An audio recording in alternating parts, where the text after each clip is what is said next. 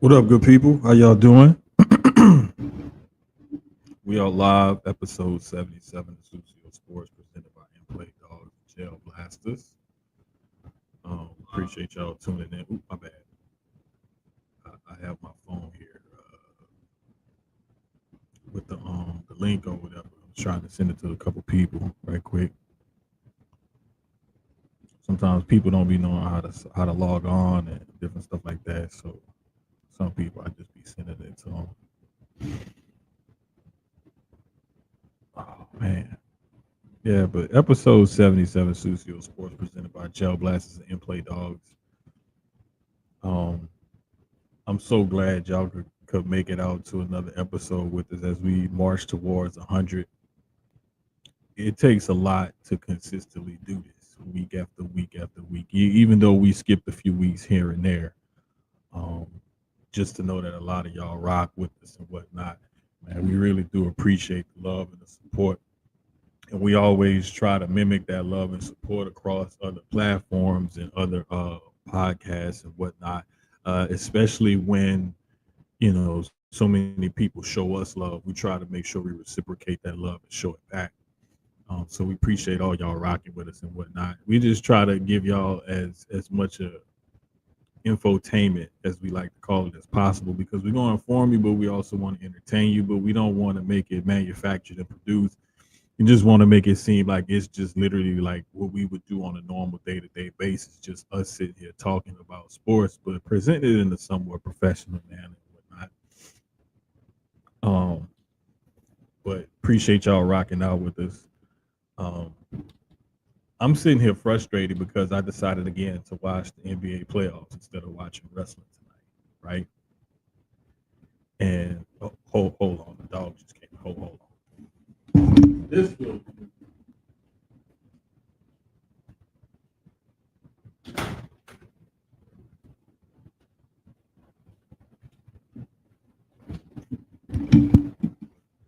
My fault, y'all. The dog, like my dog, likes to go out. He goes outside to use the bathroom. We leave the door kind of cracked open for him to come back in because I don't like a doggy door, right?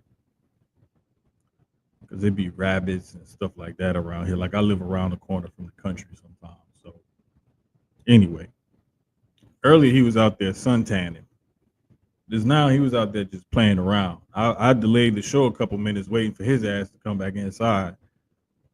Then he decided to come back inside as soon as I go live. Like literally 2 minutes into the show, he decides to come back inside. So I had to get up and close the door, lock the door back. But anyway, it's the joys of live TV podcasting and whatnot. Um, Sometimes you get stuff like that, man. Like when you live, anything's liable to happen, and you have to be accountable for everything that could happen. So it just so happened that like kids upstairs and stuff. So it's not like I could just, hey, come here, close the door, or whatever. Like text them, call them, because I don't want the door to be open that long. So it is what it is. I should have just called one of the interns down here to close the door, but I don't know. Sometimes they be moving slow. But anyway, man, appreciate y'all rocking with us. But like I was saying, I was really trying to watch the playoffs instead of watching wrestling again tonight. And I was yet again let down by this substandard performance by the Timberwolves. They scored 9 freaking points in the first quarter. It was 26-9 after the first quarter. 26-9. Like, I've seen Anthony Edwards score more points than that in a 4 or 5 minute span by himself. And for that whole team to not only put on that piss poor of a performance in the first quarter, and it's continuing into the second because the lead is now grown into even a bigger lead. Now, I want to say Thunder up by like 28, damn near 30 by now. It's like 25 or something like that. It's over 20. But the thing that I saw that really pissed me off the most is just the body language of some of the Timberwolves players, namely Jaden McDaniels. He missed the open shot, went down court, and missed a wide open corner three. Like he was so wide open, he could have laid out a blanket like put out a charcuterie board, poured himself a glass of champagne or something. You know what I'm saying? Fixed the sandwich, kissed this girl, read her a poem or something, played a love song, and then shot the ball. That's how wide open he was. He misses it, right? Not hustling back on defense, not, let me get up the court, let me try to get a steal, turnover, whatever. The first thing he does, hangs his head, shakes his head, and jogs up the court. Like that, I can't get with. I'm sorry. It don't matter if I'm down 10, 20, 30. Like, I can't let you see me be defeated.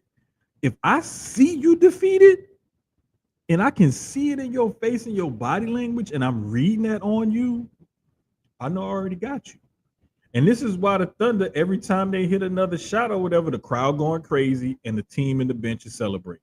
Because they know they're going to the finals, because the Wolves not about to fight back. They're not about to fight back. It's the same thing that happened to them last year. You went up against another young star in Luka, and Luka dominated and took over, and they had no answer for it. None whatsoever. And I really hate it when, you know what I'm saying, like, what up, Dre? I really hate when I see that type of body language, especially from young players, um, that come into the game and like you already got this defeatist attitude about you, like where you already like, oh man, I done missed another shot. Oh no, we down by 20. No, like they're down by 30 now officially, 57-27. But it's like you're not even really trying. You're just settling for shots. You missing them, and then you're not hustling back on defense. You're not hustling for rebounds and loose balls.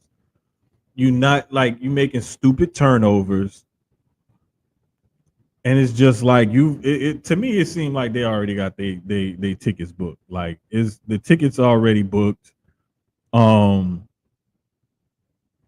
there's no like, you know what I'm saying? There's no competitiveness, nothing there. And I just don't get it. I really don't get it. I like sometimes I wonder the mentality you have to have in order to just be defeated like that. And I really I can't get it. And I don't know what exactly it is. I don't know. Like I can't identify is what I'll say. I can't identify with that type of mentality. And this is where I get on my soapbox as an old man, because I grew up watching that 80s, 90s era of basketball, right? And it wasn't no quitting those guys. It wasn't no, it wasn't no like you didn't see them roll over and just quit. You know, like right now, I just saw Anthony Edwards settle for a damn near 30-point three-pointer with two people on it. If two people are on you, simple math. I'm just if I'm wrong, somebody stop me and tell me I'm wrong in the comments. If it's 5-on-5, right? And two people are on one of you, that means there's three people trying to guard four people. Somebody open somewhere. Why the hell are you settling for a 29-foot three-pointer at the top of the key? I don't know. But I'm just saying, it this type of basketball, it don't sit right with me. And this is where I would have to side with some of the old school players when they come down on some of this generation's players, where they talk about how their body language and how they give up so easily and they don't seem as into it, they don't seem as committed. Um they just don't have that killer instinct. They're not willing to do and go that extra mile, take that extra step that a lot of other players and other generations tend to do. Like right now, ESPN is throwing up a stat where the Timberwolves have 13 turnovers and 10 made field goals. That right there tells you something. When you got more turnovers than made field goals, I mean, can we just call the game right now? Can we have a running clock? At least give us a running clock, something. Because I'm not about to sit up here. Dre, you know me. I'm gonna tell the truth. I'm gonna tell the truth. They got hardnitis. They're for oh man. Listen, I'm gonna get into that in a minute though, because it's something else I wanted to bring up about that. I'm gonna get into that in a minute. But I just remember like watching some of these people play, and I don't remember when I was growing up.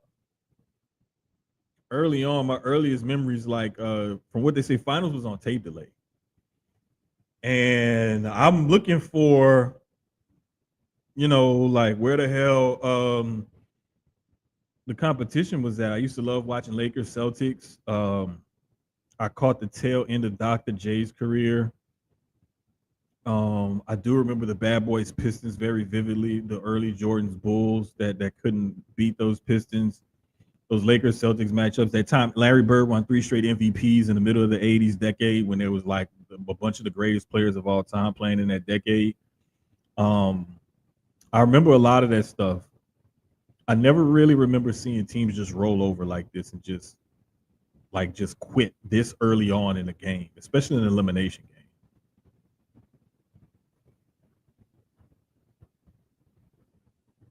But yeah, I don't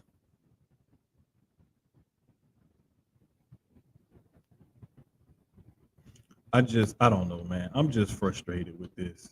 And I'm hoping and praying the Knicks don't roll over like this tomorrow. I don't think the Knicks will roll over like this. I don't think. The reason why I say I don't think is for a couple of reasons. Number one, Tibbs is not that kind of coach where he would allow his team to just roll over like that, because Tibbs will take all their asses out, put in all those bench players who hardly ever get to play and don't want to go hard for their next contract or whatever it is. He will put those guys in instead of letting these guys just dog it like this.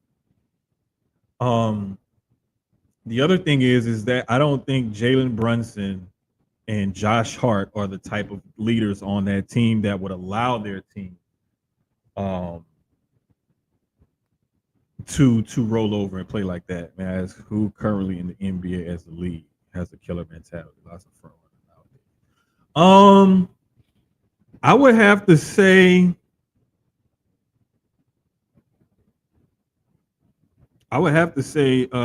Halliburton with the Pacers.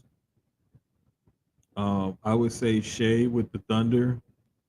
Um, some of those guys like that, man, I see them as for sure having that killer mentality, because we've seen Halliburton and them come back from being down like 20 in these playoffs like a couple times. We've seen Shea and the Thunder also come back and fight back against the way they did against the Nuggets. Um, I would say Joker is another guy. Giannis isn't one of those guys that's going to roll over and just lay down for anybody. Um, let's see who else, man. Definitely Steph. Steph is still one of those guys. I think KD can be one of those guys.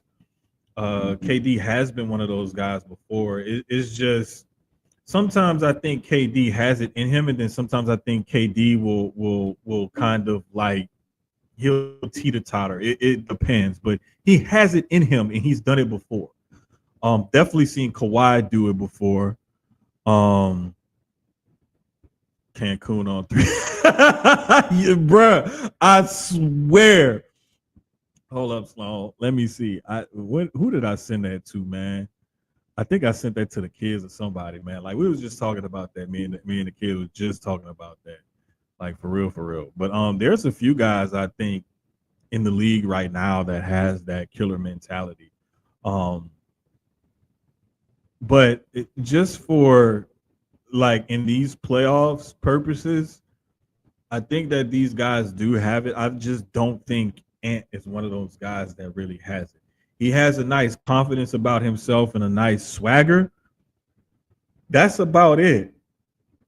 I just don't see him with that real killer mentality because you would you wouldn't take just barely 10, 13, 14, 15 shots if you're the leader of your team. Number one. Number two, you wouldn't allow yourself to be settled for outside shots and not drive in the lane if you know you're not hitting your outside shots. You're going to try to find a drive the lane, get to the free throw line, and get yourself going some kind of way.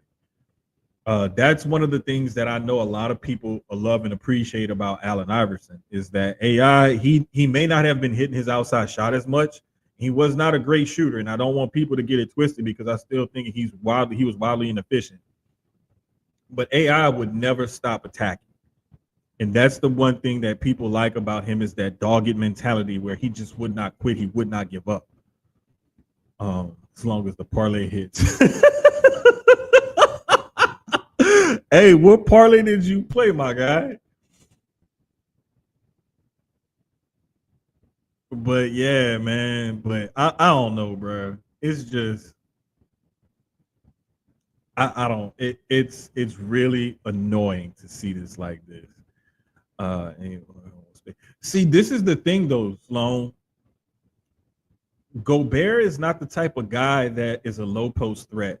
Julius Randle is not really a low post threat. So they don't have anybody that can be a low post threat that will like you can spread the floor and like have like okay that inside outside or that high post pick and roll action with to help you space the floor more and get more easy shots. Also, when you don't have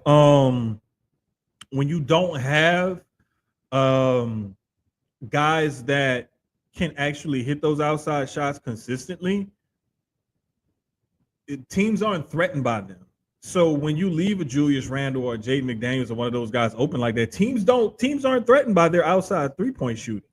And you don't have an inside threat, and you really don't have a guy that can do the high post pick and roll play. So it's like, how can they space the floor when Ant is your most prolific and best three-point shooter? It's like, let's key in on him.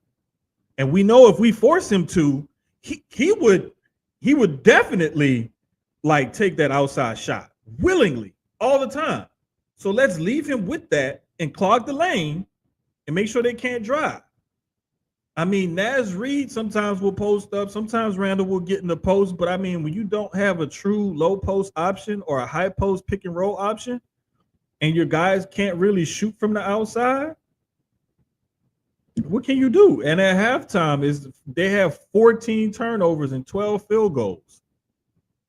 Bro, this is not winning basketball at all. Like, I feel bad because it's like – we sitting here wasting our time watching this, and we still got a whole other half of basketball left.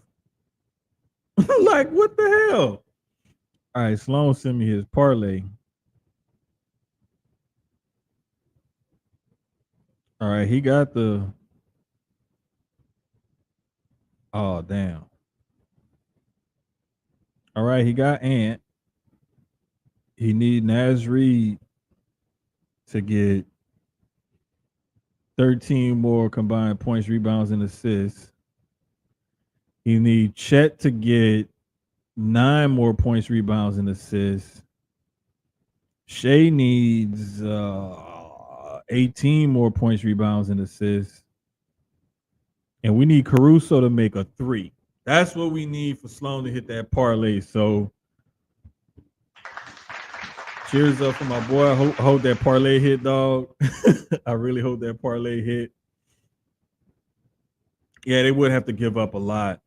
The thing is, I also read another. Oh gosh, it was a rumor that I think it was about San Antonio. Maybe I have to look it up again. But there was a rumor that some teams may be more interested in trading for KD instead of trading for Giannis because they won't have to give up as much. So but with the Wolves, I'm not sure what their draft picks and their situation looks like. And with these last 2 playoff performances, Like outside of Ant, like what do you really have as a tradable asset that like looks good to another team? And see, that's the thing, Dre. Randall is supposed to be there, stretch four that can provide that spacing for them. And Reed is another stretch big. But they just don't have it in them. If you either got it or you don't. You either playing hard and figuring out other ways to score, get other guys involved or whatever, or you not. And the one thing that always translates and travels is defense. And as much as OKC can score, they play great defense.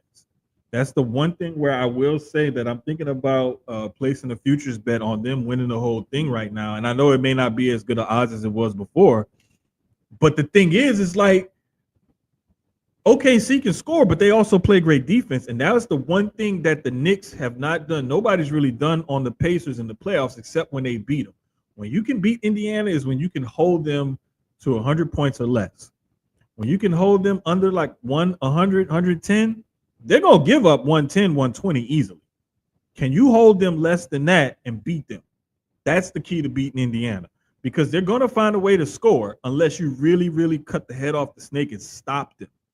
And if you can slow down Halliburton and not get him to distribute the ball and be as much of a playmaker for them as possible, then that's when you can really slow that team down and really make them say, hey, you know what? We got to figure something else out. Those guys share the ball. They don't mind passing. Everybody can shoot. A lot of those guys can defend. And a lot of those guys can handle the ball and pass as well. So when you got bigs that can pass and you got wings that can pass and shoot and do different things, that's why that team has so good of a chemistry, is because they all trust each other. They all play the same way and they don't mind. Like Halliburton is the star of that team, but he don't mind deflecting to his other guys if he needs to. If a guy's open, he's going to give him the ball. And the thing is, what I love about watching Indiana, and it kind of reminds me of Golden State in their heyday, you got at least 3 to 4 guys on the court at all times who can handle the ball, who can shoot, who can pass. If they do not care who takes that open shot. If whoever is open, they get that guy the ball, he shoots it, he scores. It's just that simple.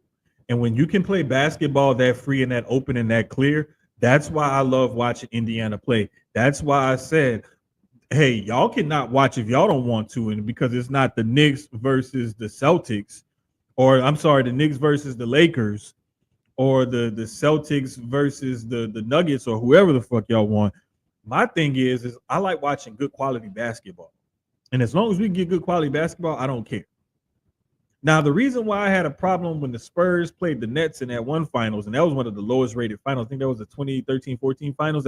I just saw where one of the conference title games was one of the lowest rated games since 2013-14. But when you had that finals, that was two teams where it was really tough to watch them play, because at that point in time, the Spurs weren't playing that brand of basketball where it was like, let's pass the ball around, get it to the open guy, and we can outscore you.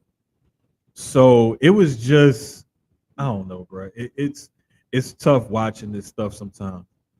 Randall can't dribble. Reed needs to get his ass in the post. Exactly. Randall is only good going to his right. He's not good going left.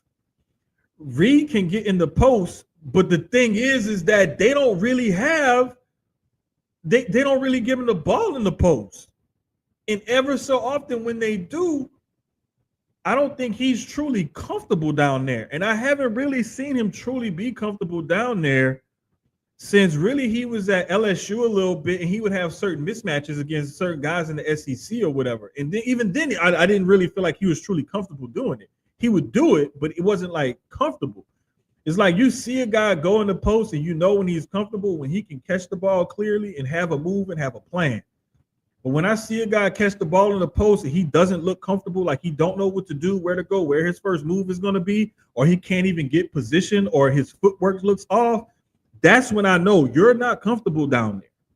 And you need to be comfortable down there because you're 6'9", 6'10", 6'11" with long arms, and you're one of your team's bigs. And I'm sorry, like, I don't care if you're a stretch 4, stretch 5.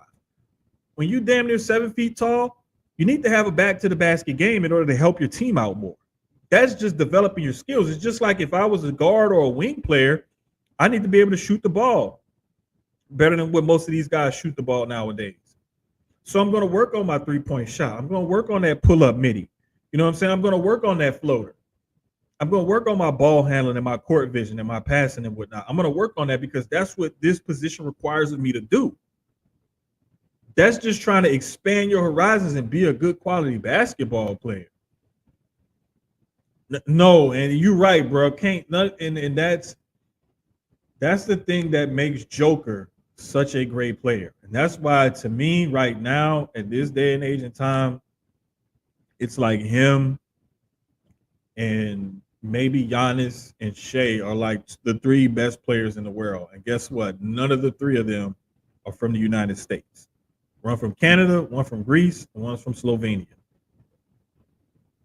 The 3 best players in the world are not from the United States at this current time right now. Argue with your mama whenever she get back from the store putting on them fake ass lashes. But I'm just saying, that's the 3 best players in the world right now, and ain't none of them from here. So do with that information what you will. Okay, see, they sure might, because I haven't looked at their salary situation and their who are their free agents and whatnot yet.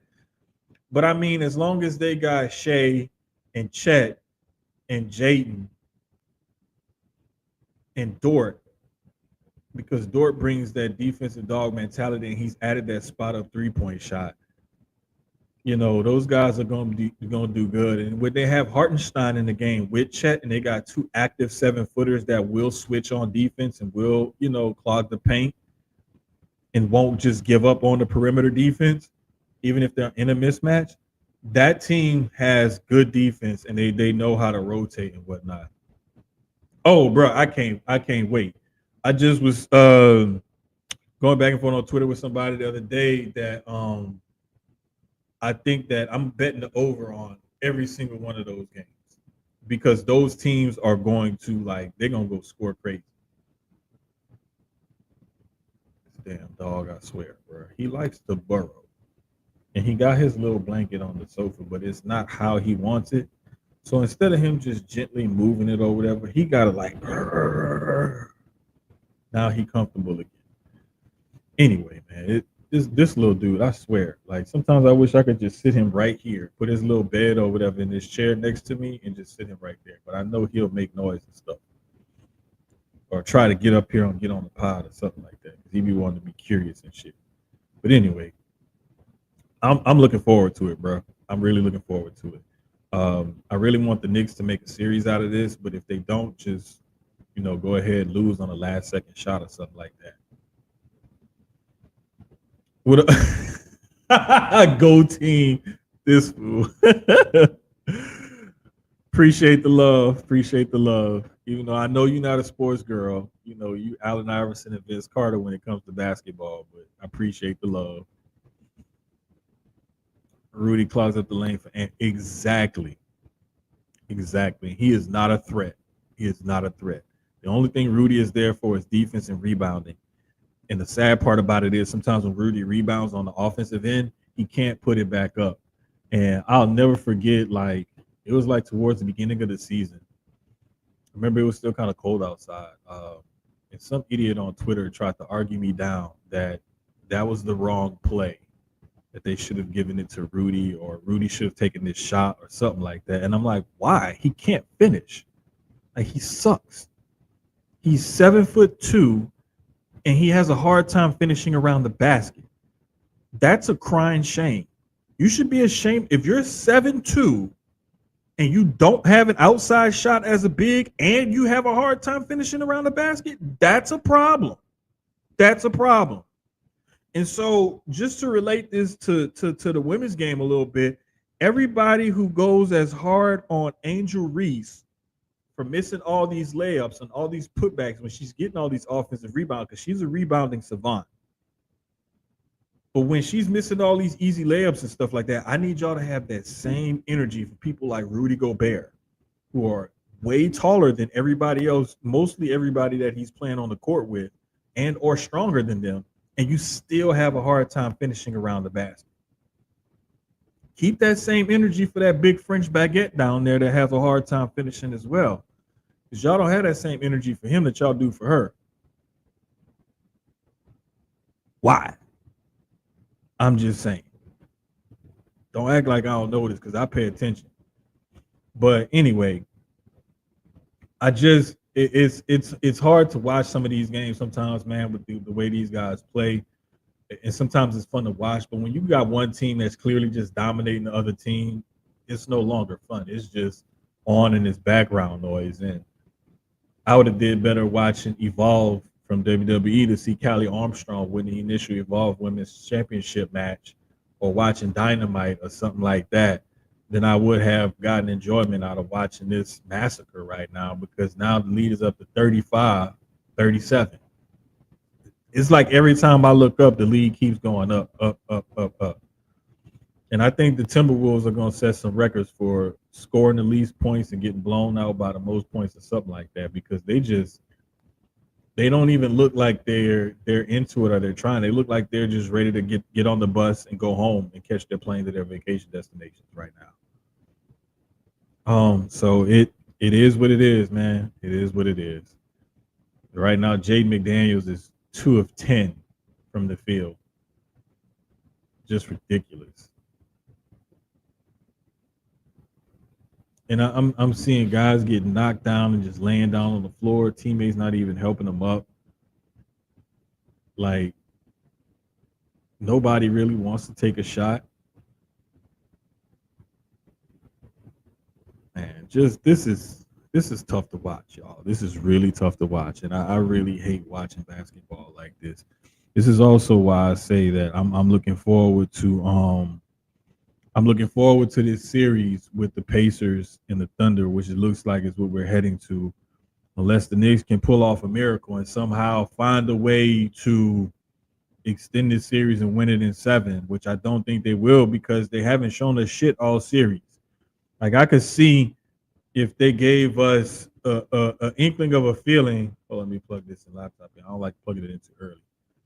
But I could see if they gave us an inkling of a feeling that they would be, like, ready, or like they lost games by like a couple possessions here and there.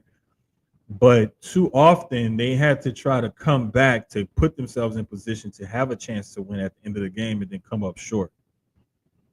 And it's like, if they could build a lead and then maybe lost the lead at the end because they got lackadaisical, I could see that. But they've been behind and had to come back to put themselves in position to try to win at the end of games. And they haven't won.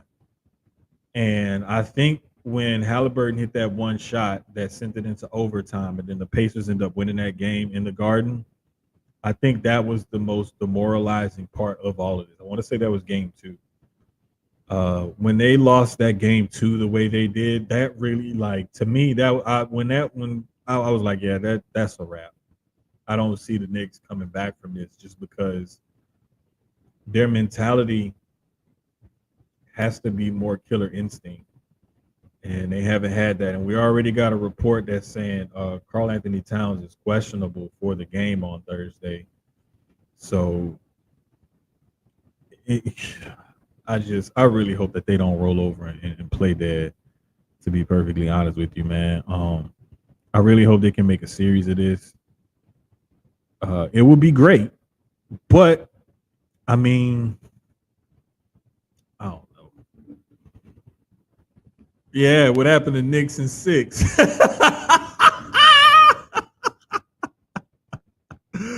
brother.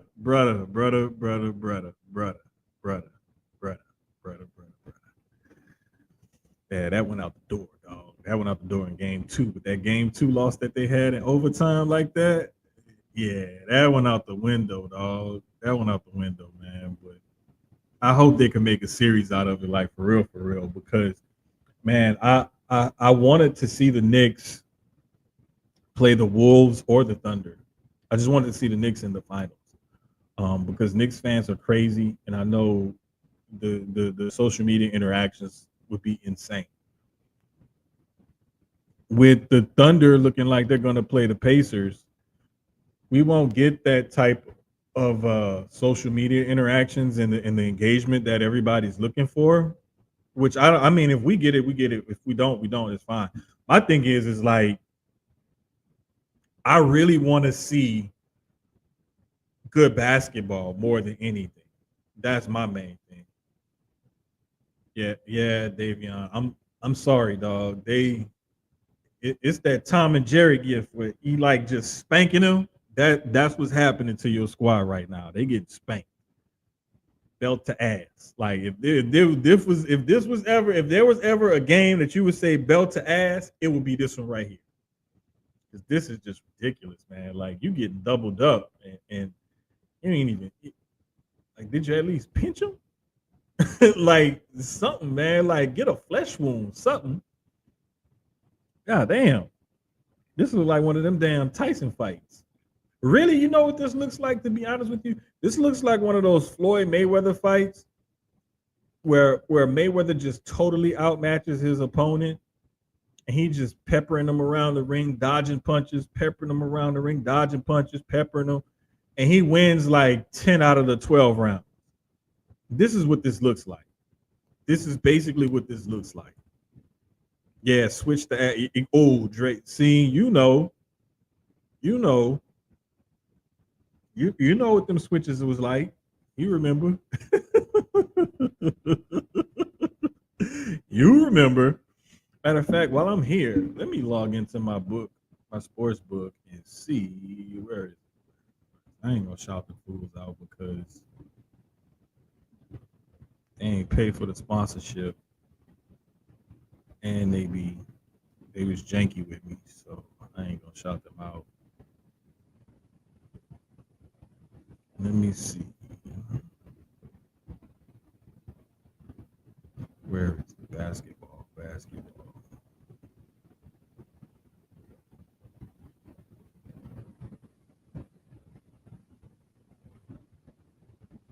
Future.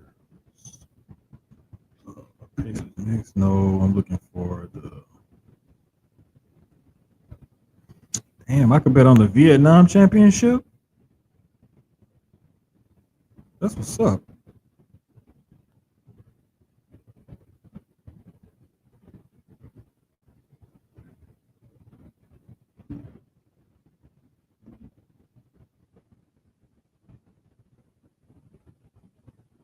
Yeah, I don't see where I can bet.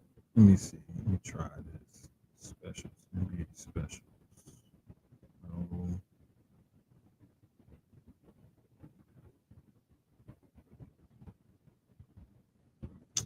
Yeah, I don't see where I could do it, but I'm gonna keep looking for it though, because I know sometimes they have it, sometimes they don't. Like they got the 2026 men's NCAA championships up, but NBA odds, conference size, division season, playoff, let me see, playoff odds. We'll pull it up. Sometimes this late in the game, they won't let you bet on it though. Yeah, they don't really have it up, so it's all good. I was just wondering if I could place a bet on the Thunder to win the NBA Finals, but I guess I can't on my sports book because they shitty. But it is what it is, man. It's all good. I vividly remember. I bet you do. Mom used to play fast pitch softball. I forgot a report card one time. Oh shit, dog. Let me tell you, I'll never forget. My aunt would throw. She had these coasters in their living room. Those wooden coasters with the cork in the middle. And I'll never forget, dog. Like me and my cousin was doing something. And we got on her nerves. She was telling us, I don't know what the hell we did, what we said or something. And we took off across the living room and tried to go down the hallway. Bro, them wooden coasters went to go. Like you could hear them, like cut through the air. She was throwing them so good. And like we remember messing with her before, and she came outside one time. We was all at my grandmother's house playing and was throwing a football too. And we was like, oh shit, like she can actually throw a football. We thought my dad and my uncle was real athletes. We didn't realize my aunt was that good of an athlete. So it was, yeah, I remember wooden coasters, extension cords. The switch was always, a thing because both of my grandmothers had bushes and trees in their yards and stuff. So a switch was always available. Of course, the belt and everything, but like I think one of the coldest ones I got, man, my grandfather smacked me upside my head one time. I like lost all my senses. I think he kind of gave me a slight concussion, probably. And I'll never forget. It was a Mike Tyson fight was on. We was down the street at their house. I was in elementary school, and I said something slick to my mom or my dad, and walked into the kitchen to give me some water. And I didn't even know my grandfather was behind me, bro. I just went up to the refrigerator and I was mumbling something still under my breath. And I went to go get water. All the thing I know, like the cup, the water, me, everything went flying. I was like, oh shit, what the hell? Got me, dog. I ain't even gonna lie. He got me good too. Extension, bruh. That extension cord, bruh. I'll never forget. It was one time my little brother and my little sister got in trouble. My grandmother got in with the extension cord because that was the only thing she had available at the time. And I knew what kind of pain they was gonna be in because I had gotten it before. And they couldn't really sit there. And then my little brother was like we all three different shades of colors. Like I'm the one in the middle. I'm the oldest. But I was the blend. Then my little sister was like my mom color. She was like yellow. My little brother was dark skinned like my dad. So it really showed up on her. He just had like welts. She had like the red marks with the welts. But neither one of them could really sit down a certain way because they got their ass whipped. But yeah, man, she was crazy. Um, yeah, but it's been, bruh, it's been some crazy stuff. Like just man, them old school whippings ain't no joke. Um, speaking of old school whippings, uh, just to kind of change the subject a little bit, Tyreek Hill. I saw a report today where he's been at OTAs practicing with the team and seems to be really recommitted to everything that's going on. He basically said all of his comments and things like that after the season were just emotions running high. He wasn't in a good space at that time. He's been spending more time in therapy, even been going to church. He's dedicated to proving to his teammates in the organization that he's still one of those ones and he can still get it done. So that to me is news to music to not only Mike McDaniel's ears, but to his ears and a lot of people in that building down there in South Florida. Because when Tyreek Hill has his head on straight, he's one of the most explosive and dynamic playmakers in the league today, still. It doesn't look like he's really lost a step. And even if he has lost a step or two, he's still that much better and faster than mostly everybody else that's on the field with him at the same time. So that was great to hear. Other NFL news, Kirk Cousins, not shockingly, has not been at Falcons OTAs or mini camps or anything like that. When you give a guy that big of a contract and that much money, and then you backdoor and you use the top 10 draft pick to draft a quarterback to draft another quarterback, and you basically say like, yeah, we're going to give him the keys to the kingdom this season and let him go with it. I wouldn't want to show up either. I mean, with as much money as Kirk Cousins has already made and the amount of money that the Falcons are paying him, he can withstand those fines easily. It's not like he hurting for it. And we see how he dressed. If you've ever seen that series of Quarterback on, I believe it's Netflix or whatever, like his wife dresses him. She has to dress him to make him look somewhat decent. But all of that other stuff, like, I don't blame him. Because why would you pay me all this money? 4 years, I believe it was 180 million. I think it was like 120 or so guaranteed. You gave him that much money. And then you expected him to just willingly step to the side and be overpaid backup? Giving this guy $45 million a year, and you think that he's just supposed to just willingly take that backup role? Like, no. He wants to start. He wants to play. The dude still has pride in himself and belief in his abilities. So it may prove to pay off for them in the long run, but in the meantime, you got an albatross of a contract on your books where you can't trade him, can't cut him because of the cap hit. If you do, you severely hamstring yourself and you leave yourself without a good, solid veteran option at the position. So the Falcons put themselves in that pickle, and honestly, I don't feel sorry for them. It is what it is. You did it to yourself. Just like they also did it to themselves when they posted. Let me bring up this picture because I need to share this screen with y'all on this one. This was just unbelievable. Like, I can't even believe that the Falcons would have posted this. Like, it was just, it didn't even make sense for them to post this, but they did it anyway. So everybody knows, you know what I'm saying, the Falcons, they were in the Super Bowl and they decided to they were down 28-3, right?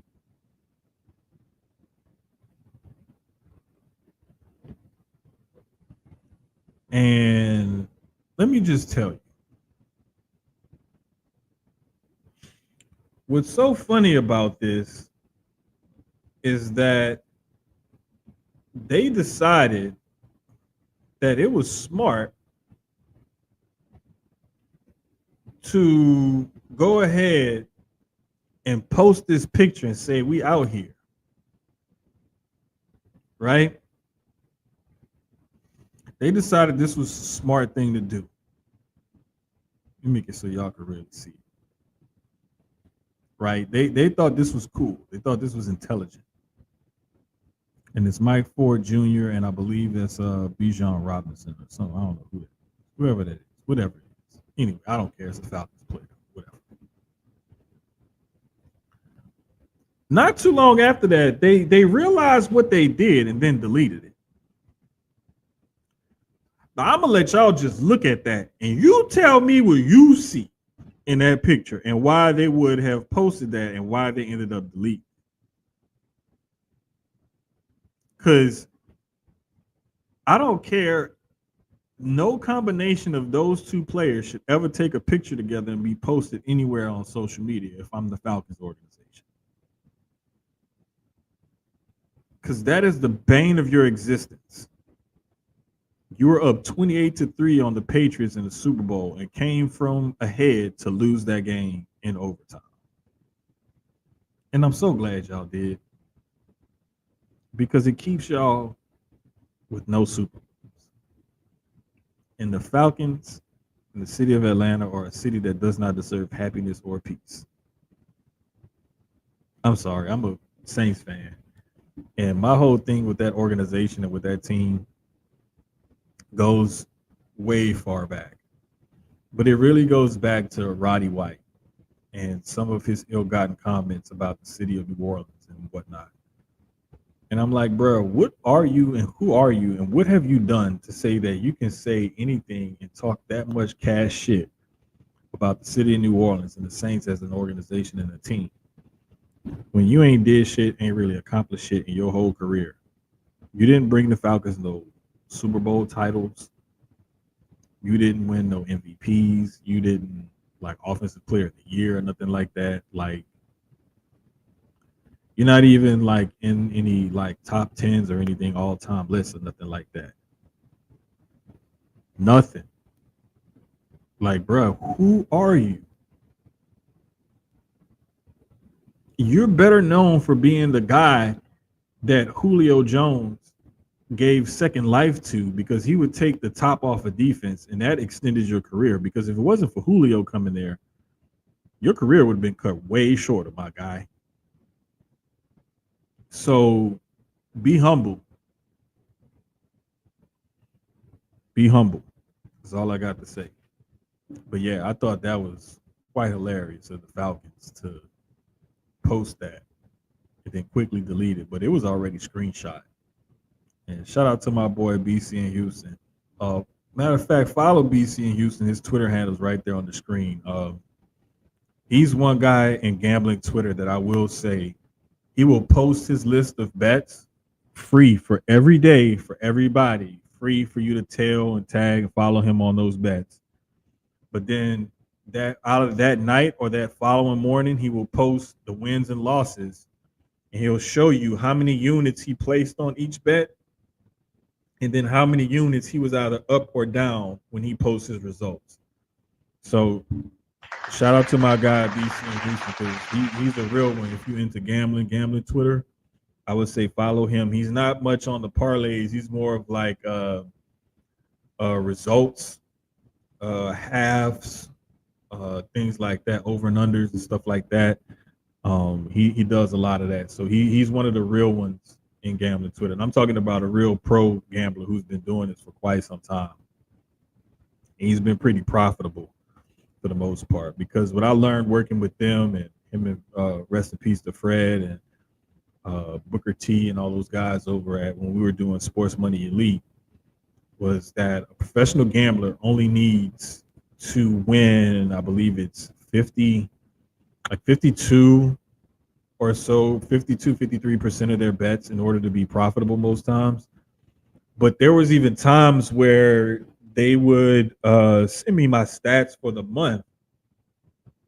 And like, let's say my overall win-loss record was something like, I think one time it was like, I had a losing record one month. But because of the amount of units that I bet on the wins that I had, I was still profitable. So when I got my little report that month, even though I didn't have a winning record, I was still profitable. So it was like, hey, good job on making sure you place more units on the winning bets that you had, and the ones that you lost, you didn't lose as much on. But we need you to get closer to at least 50-50 than, losing. It was like, I think I was at like 42 or 46%, something like that. I was close to 50-50, but I wasn't quite like, there. So BC Brandon, he was the one who taught me a lot of those little statistics and numbers and stuff like that. Shout out to him and AJ Hoffman. Shout out to AJ as well. And AJ is the real one on Twitter. I didn't put his Twitter handle there, but him and AJ and Fred, rest in peace. Those three guys really taught me a lot about gambling and managing your money and placing bets you feel like you can win, not just throwing money away, but actually managing your bets and also tracking them, how much you're betting and how much you're winning, to know if you're up or down and how profitable or not profitable you are. And also tracking the types of bets that you place, so that way you can be more in tune on your wins and losses, see where your strengths and weaknesses are, and go place your future bets towards what your stronger suits are, and then stay away from the things you aren't as strong at. Because honestly, when y'all throw money at them parlays like that, I know it may not seem like it's much, but you're just throwing away money. And you're hoping to hit one time or hit it big or this or that. And that's cool if you want to do that. But if you really want to be profitable, you got to find a better way to bet, more efficient way to bet. And there is ways out there that you can do that. Yeah, that was about all the basketball I had. Aaron Rodgers is still a weirdo who is, I really wish he just retires and just stops it, because all of this play flirting and everything, we already know you don't want to go to camp. You don't want to do mini camp OTAs and all of that. So we know you're not going to sign right now. He's probably going to sign somewhere midway through training camp or preseason or whatever. That way he don't have to go there and work out as much. And he's going to come in half-assed for another season, for another paycheck, another shot at glory possibly. And I don't get it. I don't know why, because if you're not going to be fully invested into coming in and playing and investing your time and your efforts in the offseason to get on a team and to get in the building and learn and build chemistry with guys, why are you even trying to do this again? You didn't look right last year. You probably won't look right this year, because you're another year older and another year removed from Achilles tear surgery. Just give it up, dog. Just roll it over. You got MVPs. You got a Super Bowl title. Like you got records in one of the most talented quarterbacks to ever throw a football, as far as overall arm talent is concerned. Bro, just give it up before you ruin your legacy. Terry, oh yeah, Terry Bradshaw did have some words for him. He sure did, and I was glad because again, it goes back to sometimes these old school players that are members of the media, analysts and whatnot. Sometimes they're right, and they don't sound as bitter and get off my lawnish as we want them to sound, because a lot of times it's making sense.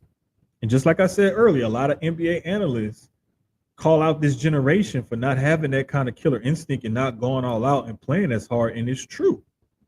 We're seeing it right in front of our faces right now with the Timberwolves. From the beginning of the game, they seemed like they had no interest in trying to win this game at all. None. And this is what we get.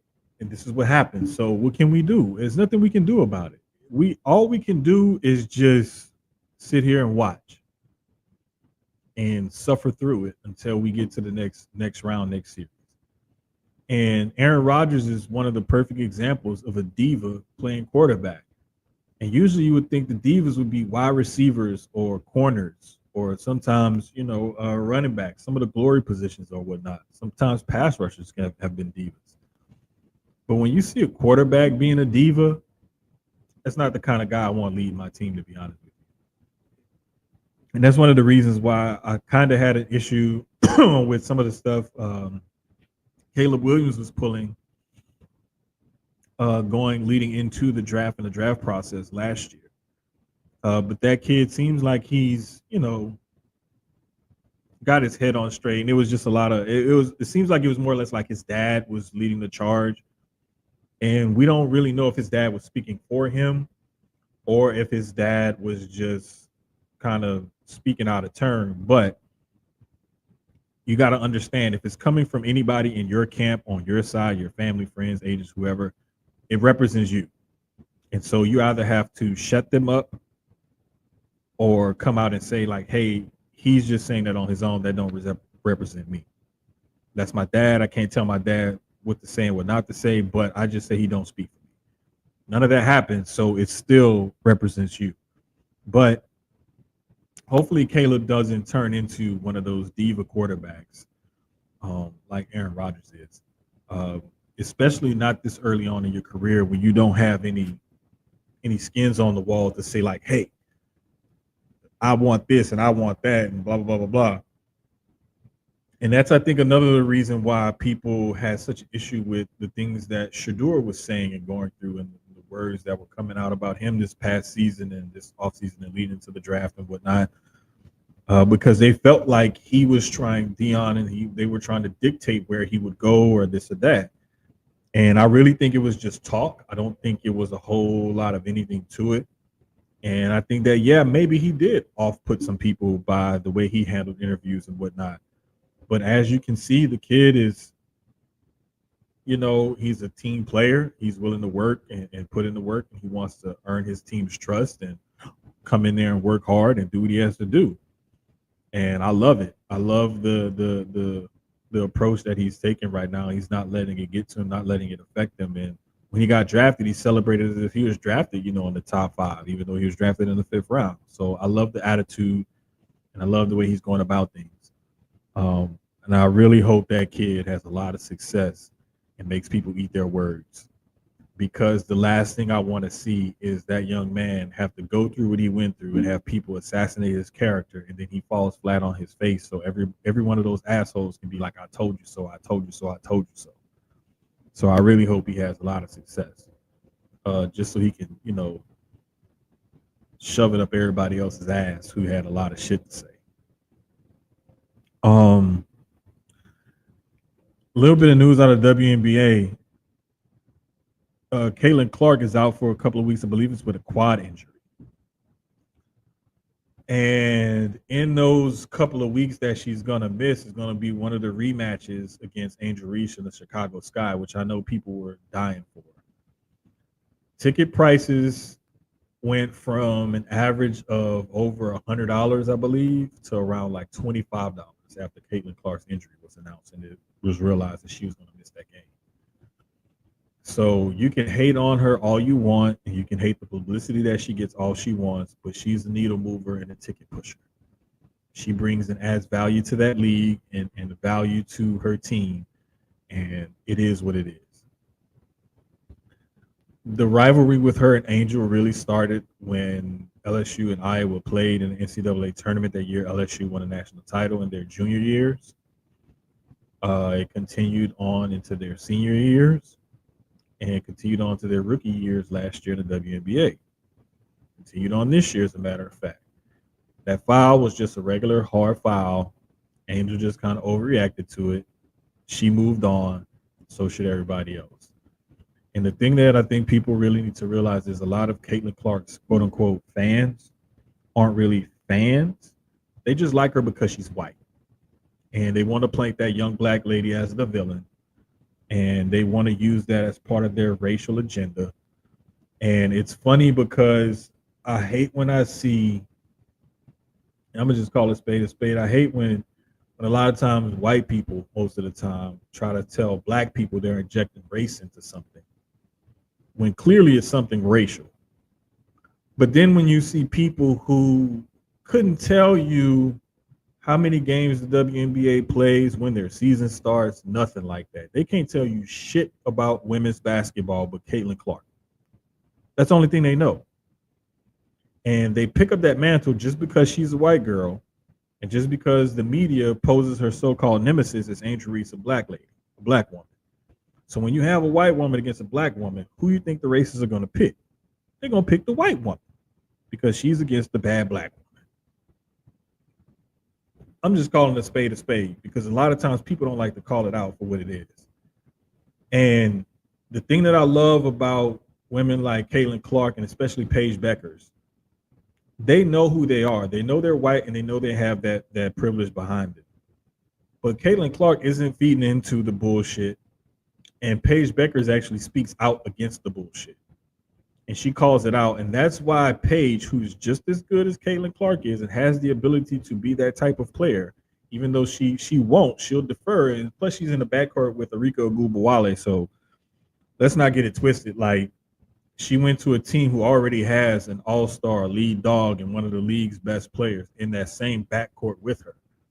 So she can't just take over like Caitlin did when she got to the Indiana Fever, because Caitlin, even though Caitlin had a Leah Boston is a big and needs guards to get her the ball in position in the post. Caitlin is the point guard, so she always has the ball in her hands. Plus, she has the green light. Different setups, different players. But Paige has that same ability to be just as good as Caitlin Clark is. She's not going to get the huge publicity and the backing behind her because she is so outspokenly pro-black, and she wants to put the shine light on her teammates and other players and call out the injustices and the white privilege and whatnot. So, of course, Paige isn't going to get that same love that Caitlin's going to get. But at the same time, I love the fact that Caitlin isn't going to shy away from it or back away from it. She's just not going to support it and not going to, she may not actively call it out, but there are times where she does show her love and her support for her fellow players and whatnot, and she don't feed into the bullshit. So a lot of the times, these quote-unquote fans of Caitlin Clark, like I said, they aren't really fans. They're just racist motherfuckers who pick up the mantle just because they see a white woman pit against a black woman, and they taking the white woman's side no matter what. Call a spade a spade. But again, I also don't want black people to just shit on and hate on Caitlin Clark saying, oh, she's just getting this attention because she's white. No.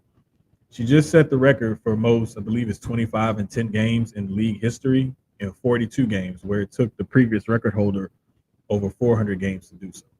She did it in a tenth of the time. Okay. She's also had a number of triple doubles where she's setting records there. And she's only been in the league a year and a half barely.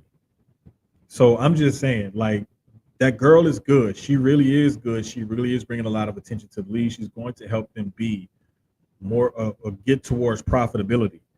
So you got to give her props. You may not like a person, but at least respect their contributions to the game. Okay, that's all I'm saying. Diana Taurasi, bro. Like, I saw a documentary I just watched the other day on Paige Beckers, right? And I'm glad you brought up Tarasi because it made me think of Paige. But they were talking about all the players who came before her at UConn, and her decision to go to UConn wasn't the easy decision just because it's a high-powered program and they have all the story history. It was actually a harder thing to do because you can't really take that program to new heights. They've already won the national titles, undefeated streaks, players of the year, MVPs, first overall draft picks. Like, there is nothing you can do at that program that hasn't already been done. To go there, you have to try to live up to the hype, especially when you're the number one player, number one recruit in the country. You now have to live up to all of that hype that everybody set for the decades before you got there. She did all of this in the social media age, and especially the post-COVID social media age, where it's even more intensified now. And that's when she did and got her rise to fame. And no matter what you say, for her to be able to do what she did and still live up to the hype and accomplish as much as she did before she left UConn, hey, more props to her. Because you had to come behind the Tarasis, the Jennifer Rosati's, the Rebecca Lobos, the Aaliyah Bostons. Aaliyah Edwards, Breonna Stewart, Diana Taurasi. You had to come behind all of those ladies at UConn and do what she did. You know what I'm saying? Maya Moore is the greatest WNBA player ever. She to go. Arguable. I'm not gonna say she's not. I would say you definitely got a good point there, my guy. I do. I love me some Maya Moore. I just feel like her career was more like a Gail Sayers or Terrell Davis, where she did a whole lot and accomplished a whole lot in a short amount of time. And because she stepped away from the game to take up social justice, I won't fault her for that. It's just that she didn't have that prolonged greatness as much as some other ones did. So you got an argument point there. But yeah, I just feel like all of that bullshit in the ladies' game, pitting them two ladies against each other like that, and it's really race baiting type of stuff on both sides, to be honest with you, especially from the fake Caitlin Clark fans, it just needs to stop. Let's just appreciate and watch the women's game for what it is and let those ladies ball out and let them play and let their play speak for what's going on instead of trying to, politicize or, use it as race baiting when you want to get your shit off. Candace Parker gets no love. Bro, I'm going to be honest with y'all. When it's all said and done, don't be surprised if Asia Wilson is that girl. Because right now, she's the best player on the planet. Like at this present point in time, ain't nobody better, bro. Like you can't name me a better female basketball player in the world right now than Asia Wilson. You can't. I'm sorry. It ain't happening. Like you can try all you want and you can name this, that, the third, and you can say, hey, but this person, that person, blah, blah, blah, blah, blah. Let me show y'all something real quick. This woman is literally leading her team in points, rebounds, assists, steals, and blocks. Okay? Every major statistical category, she's leading her team. And we're not just talking about leading the team. She's in pretty good standing in the league as far as those stats are concerned. So I'm just saying, like, that right there is the best player on the damn planet. And it don't get no better than that. All right. I think Candace Parker does get some love. But I just think that there are more accomplished players out there than her as well. That's the thing. JP's got to stop giving these haters the publicity they want. Bruh, like I always say, a fire can only breathe if it has oxygen. If you smother out a fire and you fail to give it oxygen, it won't burn. So again, I implore y'all, and I'm going to wrap it up with this was my rant. And this wasn't even my planned rant for this week. But when you see these idiots on social media and they are sharing stupid shit and they're saying stupid shit and doing stupid shit and tweeting stupid shit. And is one dumbass thing after the next, after the next, after the next, after the next. Like, I implore y'all, stop quote tweeting that shit. Stop retweeting it. Stop giving it fucking attention. Because all you doing is amplifying their signal. That's all you're doing is amplifying their signal. You're helping them get their stupidity and their ignorance out there. You're not calling it out. People can see it.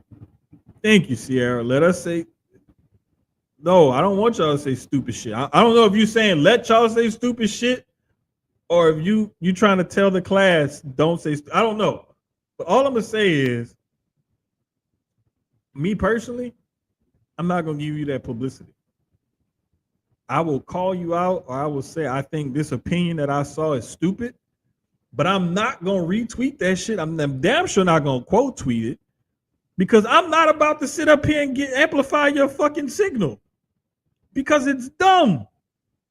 So when I see some dumb shit, my first thought is not, oh, I'm about to do this. I'm about to call these fools out. I'm about to show them. I'm going to quote tweet this and say how much I hate this. You're quoting. That means you're bringing it to your audience for other people to see. Why not just tell people, hey, I saw this stupid ass tweet. I'm not going to amplify it. Y'all can go look for it.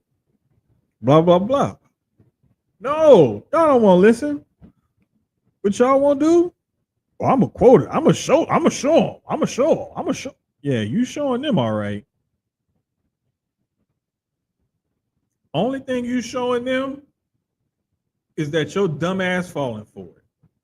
And they sitting back laughing because their tweet is getting blown the fuck up because especially y'all with a large following like to quote tweet shit and keep shit going. Now, if you want to quote tweet something, you can go to Sucio Sports, you can go to my account and find my rant from last week where I had to speak on how I felt about ACW, All Caribbean Wrestling, and JB Cool bitch ass, and how they like to do Maya World, Jada Stone, Pocket, aka Pocket Rocket, like Sloan like to call her, Luke Curtis, Zicky Dice, Danny Limelight, and Maserati, amongst others. You want to quote tweet something to amplify a signal? Go quote tweet that. Go amplify that signal. And actually use your platform for putting something out there that needs to be put out there, that needs to be talked about, that needs to be spoken about, that actually needs more attention on it than quote tweeting bullshit from people who are saying stupid shit and you trying to make yourself look good and feel good by amplifying their signal and saying how much you don't like it. How about instead of amplifying those signals, you amplify signals that need to be amplified, need to be talked about? Like the mistreatment of these wrestlers at this wrestling promotion, or the way some of these kids get taken advantage of and whatnot with some of these sports and stuff, or how some of these coaches are creeps and shit out here. Go quote tweet, amplify shit like that instead of quote tweeting and all this other dumb shit that y'all be doing. Because all that engagement farming bullshit and you looking for that little check from Elon and them every month that barely is enough to buy you a combo meal at Five Guys, like that, is that shit really worth it? No. What the fuck are you really doing besides getting some likes and quotes and retweets from your echo chamber? Is it giving you that much of a boost of endorphins and adrenaline to feel good that you're getting likes, quotes, and retweets because you're quoting and retweeting something that's so fucking stupid and you just want to let everybody know how you feel about something stupid? Because if that's the case, man, y'all got life fucked up.